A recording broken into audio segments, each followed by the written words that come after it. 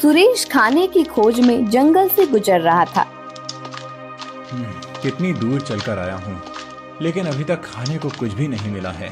हे भगवान, कब तक ऐसे भटकता रहूंगा? इस गरीबी को खत्म करने का कोई ना कोई तो इलाज करना ही पड़ेगा। मैं थक गया हूँ। सुरेश ऐसे बात करते हुए जा रहा था कि तभी उसकी नजर एक पेड़ के टहनी पर गई। उस टहनी पर एक सुनहरे रंग का पंछी बैठा था। उसका शरीर चमक रहा था। अरे वाह, कितना सुंदर पंछी है, कितना चमक रहा है ये कहीं सोने का तो नहीं? वाह वाह भगवान, अभी अभी मैंने आपसे कुछ मांगा और आपने मेरी इच्छा पूरी कर दी। अगर मैं इस पंछी को पकड़कर बेच दूं तो मुझे कितने पैसे मिलेंगे? चलो अभी इसे पकड़ लेता हूँ। सुरेश ने उस पंछी को पकड़ लिया। छोड़ दो मुझे छोड़ दो, मुझे अपने ग्रह पर लौटना है। अरे ये पंछी तो बोलता भी है। वाह वाह, मेरे तो भाग्य ही खुल गए।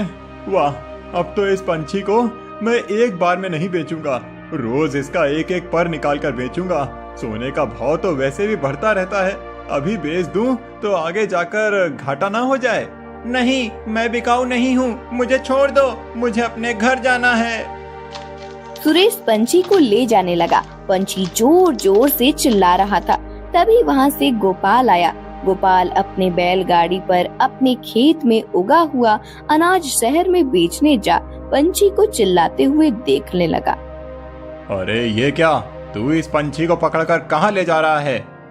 तुमसे मतलब, ये मेरा पंछी है, मैं इसके साथ कुछ भी करूं? लेकिन ये पंछी तो तुम्हारे हाथ में बहुत चिल्ला रहा है।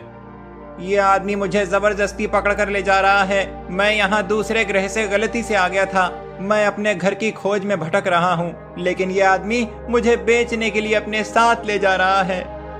नहीं, मैं तुम्हें ऐसा नहीं करने दूंगा। तुम्हें इसे बेचने की क्या जरूरत है? मैं बहुत गरीब हूँ, खाने के लाले पड़े हैं। अगर मैं इसे बेच देता हूँ तो मुझे बहुत सारे पैसे मिलेंगे।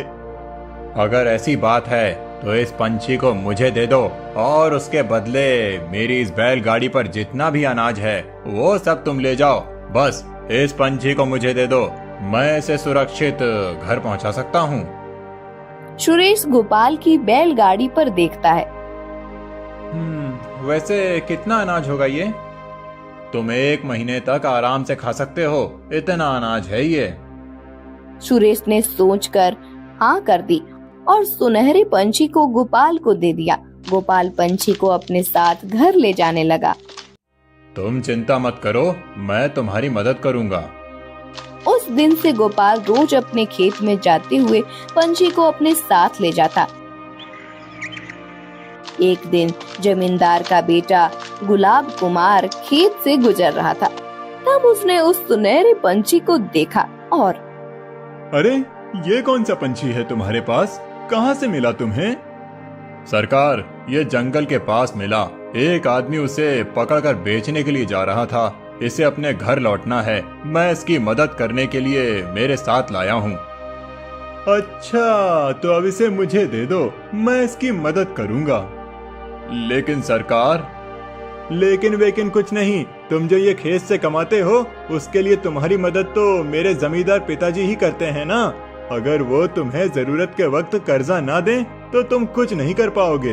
इस पंछी को मैं ले जा रहा हूँ। गुलाब कुमार अपना रोब दिखाकर सुनहरे पंछी को ले गया। उसने अपनी हवेली में आकर अपनी बहन सावनी को वो पंछी भेंट में दिया। सावनी, ये लो, मेरी तरफ से तुम्हारे लिए एक सुंदर सी भेंट। अरे भैया, ये तो बहुत सुंदर है, ये कहाँ मिला आपको? वो सब छोड़ दो, तुम्हें अच्छा लगा यही बहुत है। सावनी अब रोज उस पंछी के साथ खेलने लगी। पंछी भी सावनी से बहुत बातें करता था। पंछी अब सावनी के साथ घुल मिल गया था। एक दिन सावनी अपने दोस्तों के साथ खेलते खेलते बहुत दूर आ गई। तभी एक दीवार के पीछे से उसे घुंघरू की बहुत मधुर आवाज आई। सावनी उस दीवार के पीछे देखने की कोशिश करने लगी। तभी अचानक वो उस दीवार के अंदर समा गई। पंछी ये सब देखकर उड़ते हुए गुलाब कुमार के पास आया। गुलाब कुमार, सावनी को उस दीवार ने निगल लिया। ये क्या बोल रहे हो तुम? दीवार कैसे किसी को निगल सकती है?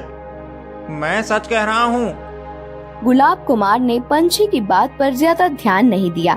बहुत देर हो गई, फिर भी सावनी लौटी नहीं थी। अब गुलाब कुमार को उसकी चिंता होने लगी। उनके पिताजी जमींदार महेंद्र प्रताप किसी काम से गांव से बाहर गए थे।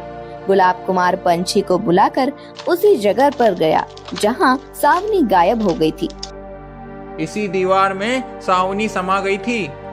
अच्छा, मैं देखता हूँ।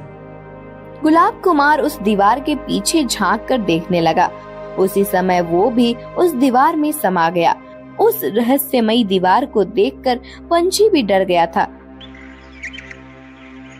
अगले दिन महेंद्र प्रताप लौट आया। पंछी ने उसे उसके दोनों बच्चों के बारे में बताया।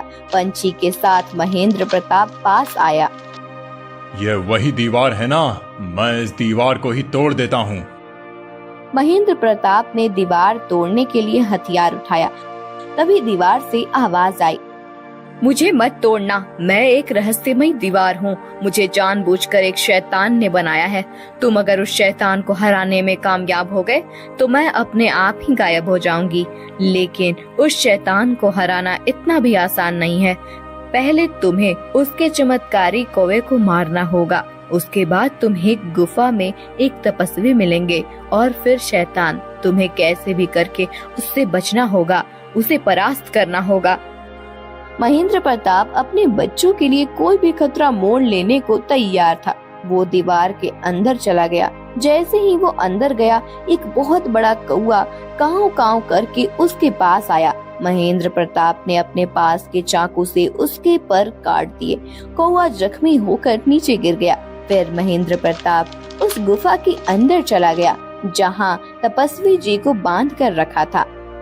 तपस्वी जी, आपकी ऐसी हालत? क्या बताऊं पुत्र, मैं ये एक दुर्लभ जड़ी बूटी लेने आया था। वो जड़ी बूटी बहुत दुर्लभ है, 100 साल में उगती है। उस जड़ी बूटी का इस्तेमाल करके आयु बढ़ाई जा सकती है। मैं ऋषियों के लिए उस जड़ी बूटी को ले जाने वाला था, लेकिन उस शैतान को इस बारे में पता चल गया और उसने मुझे यहाँ कैद कर लिया। तपस्वी जी, उस शैतान ने मेरे बच्चों को भी यहाँ कैद कर लिया है। मैं उन्हें छुड़ाने आया हूँ। पुत्र, तुम्हारे बच्चों को भी उसने वो जड़ी बूटी लाने के लिए ही कैद किया है। गुफा के बाहर एक तहखाना है। उस तहखाने में वो दिव्य जड़ी बूटी है, लेकिन वहाँ जाने का रास्ता आसान नहीं है। और अगर उस शैतान ने तुम्हें पकड़ लिया तो वो तुम्हें मार डालेगा। फिर क्या करूं? वहाँ एक पोटली रखी है, उसमें एक भस्म है। जब भी तुम्हें ऐसा लगे कि तुम मुश्किल में हो, इस भस्म को अपनी मुट्ठी में पकड़कर अपनी इच्छा मन में कहो। जो भी तुम कहोगे वो पूरा हो जाएगा। महेंद्र प्रताप ने उस भस्म की पोटली को उठाया और तहखाने के पास पहुंचा। उसने देखा कि उसके दोनों बच्चे वहां बेहोश पड़े हुए हैं। इस भस्म को हाथ में लेकर मैं अच्छा कहता हूँ कि मेरे दोनों बच्चे जल्दी से जल्दी ठीक हो जाएं। महेंद्र प्रताप ने ऐसा कहकर उस भस्म को अपने बच्चों पर छिड़का। सावनी और गुलाब कुमार दोनों उठकर खड़े हो गए। उन दोनों को जिंदा देखकर महेंद्र प्रताप खुश हो गया। फिर वो जड़ी बूटी लेने आगे जा रहा था कि तभी एक सांप वहां आ गया। ये सांप अभी के अभी एक रस्सी में बदल जाए। सांप रस्सी में बदल गया। फिर महेंद्र प्रताप ने उस जड़ी बूटी को तोड़कर अपने एक हाथ में पकड़ लिया। बच्चों को साथ लेकर महेंद्र प्रताप जाने लगा। शैतान उनके सामने आकर खड़ा हो गया। आखिरकार ये जड़ी बूटी तुझे मिल ही गई। दे ये जड़ी बूटी, मुझे दे दे। इस जड़ी बूटी को खाकर मैं अपनी आयु बढ़ाऊंगा। मेरे पास इतनी शक्ति आ जाएगी कि मैं किसी को भी परास्त कर दूंगा।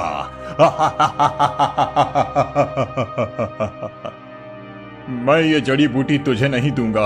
ये जड़ी बूटी तुझ जैसे शैतान के लिए नहीं है। क्या कहा तूने? तू नहीं देगा? अरे तू नहीं देगा तो मैं इसे तुझसे छीन लूंगा। देखता हूँ तू मुझे कैसे रोकता है। शैतान महेंद्र प्रताप के पास आया और उसने उसके हाथ से जड़ी बूटी छीन ली। जैसे ही वो जड़ी बूटी खाने जा रहा था, तभी महेंद्र प्रताप ने भस्म को हाथ में लिया और मैं इस दिव्य भस्म से विनती करता हूँ कि अभी इसी पल ये शैतान एक बड़े पत्थर में बदल जाए और सदा के लिए पत्थर बना रहे।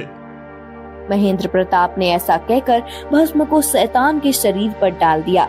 उसके ऐसा करते ही शैतान एक बड़े पत्थर में बदल गया। महेंद्र प्रताप ने जड़ी बूटी को उठाया और तपस्वी जी के पास आया।